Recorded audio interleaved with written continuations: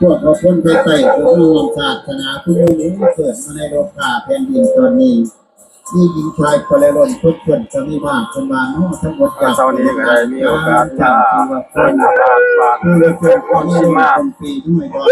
ผู้บางคนหลับคนนอนท่านสุดเกี่ยวนี่เราบันดงนะ ข้ามน้ำช่วงข้ามไปก็เป็นเดินมาจะได้เจ้าไป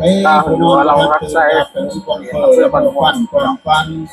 ศาสนาว่านั่นเป็นคำสั่งของเราผู้ดูมันเป็นคำสอนคนที่ทำไว้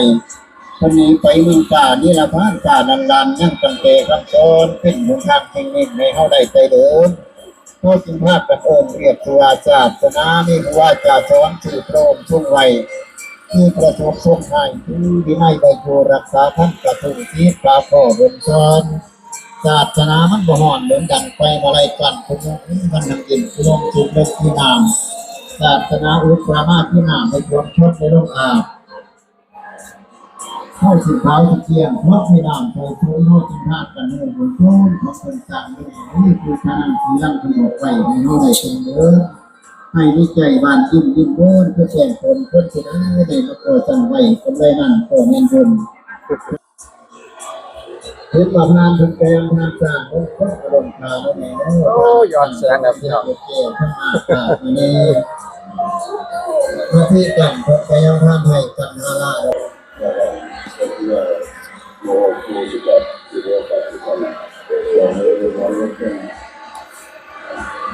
ตอนนี้ส่งก็เริ่มเขามีของเมื่อที่ผมจะเรียนอยู่ก็จะได้รับการเป็นว่าที่ต้องมาให้ทำแต่ก็ไม่ถึงได้ตัวเพราะเยอะเบรกเบรก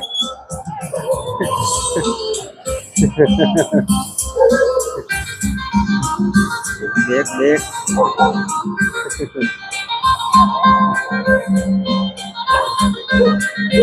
ลมเนื้อมันจะสุขทางกายเย็นสบายทั้งใจพร้อมใจทั้งเมื่อสาธุพุทธานุภาพนำผลธรรมานุภาพนำผลสังขารภาพนำผลเมื่อใจผลใดที่ท่านปรารถนาในถ้าไม่ขัดหลักของพระพุทธเจ้าเป็นอย่างไรก็ขอให้สมความมากหนาขนาดทุกประการเถิดสาธุเอากินไฟกินไฟแ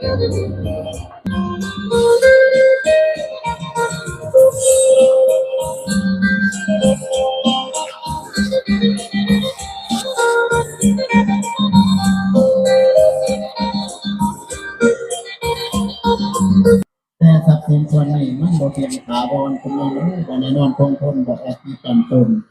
โดยอาจสมแต่ท้ายบ่อาจบ่ายติดโน้บัดตาโนนานาแล้ว ช่วงนี้กำลังอยู่ในสวนบ้านนนท์สิมาครับเที่ยวในจำเริญบำบัดสุขภาพในห้องทุกทุกทางไม่ห้องหมู่ท่อนกันว่าจะเจออะไรบ้างนี่เพราะอะไรเพราะคือแค่นี้เรื่องสิ่งที่ทางทางทางอะไรก็เกิดจากเกิดร่างกายบางคนตัวนาประชาสัมพันธ์ที่ติดมาเพื่อรับคำที่นะครับคำหลักเรื่องของเรา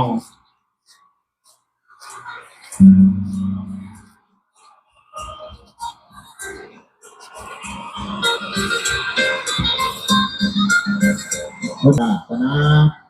ตื่นขึ้นมาจะได้เจ้าไปผู้น้องมาท่านเติมยาเปลี่ยนคนฟังเรื่องเที่ยวช่วงนี้อากาศเดินทางมาหอดบ้านน้องกาแล้วเนาะโฆษณาประชาสัมพันธ์ที่ติดมาเพื่อรับคำที่ทางมันขยันมือของเราขยันมือของเราในวัดทุกท่านวัดทุกท่านกำลังรับแจ้งจากพระอาจารย์เจ้าบ้านน้องกาสร้างกินทานอย่าประมาทอย่าในโมในวัยอย่าไว้ใจในชาติอย่าประมาทในโลกมาบ่ทันเกียรติเท่าบ่ตายด้วย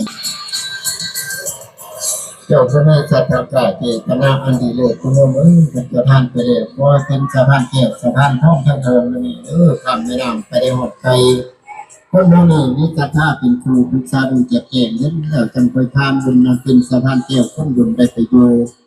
มาเป็นคนผู้ทน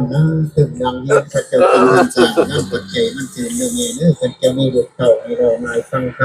ำ นี่บุตรีบุตราในวานอนสนใดคันมีไม่ในฝ่ายท้ายดีมีพาได้มีมีจิตใจมาในโมกุยสัมมาคายขาดจะนอนนี่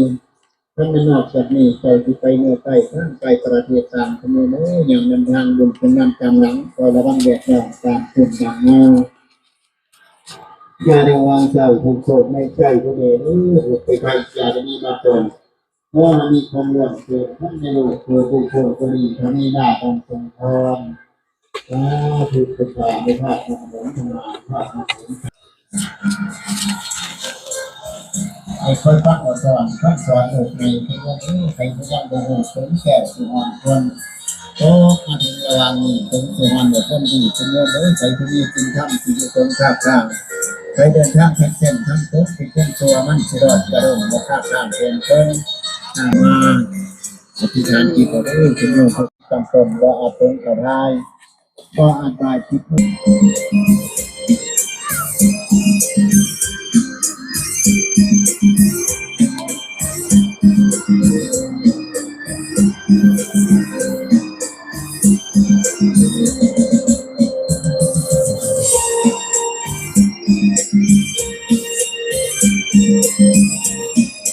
เจ้ากำลังตามหลังบทโฆษณาประชาสัมพันธ์มาเรื่อยๆ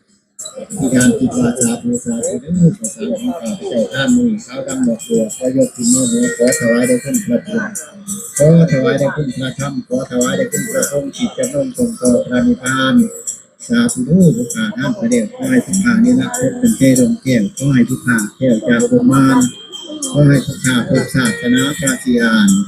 ให้อนาคตตาไกลไกลมีเพิ่มสาธุอนุโมทนาพลังได้พอเด้อ